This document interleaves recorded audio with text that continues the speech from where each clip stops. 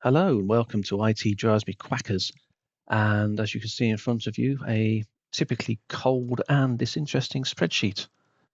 Now, this is just a quick video today to show you how freeze pane works. As you can see, human 31 has had 234 somethings.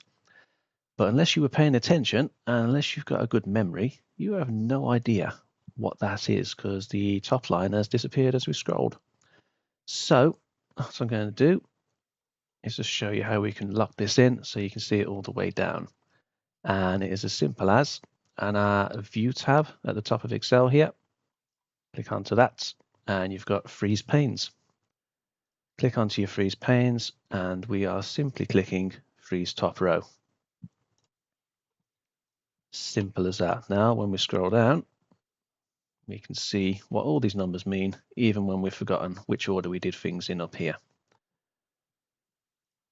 That's a nice, quick and easy one for today. So I'm going to disappear here and I'll see you next time.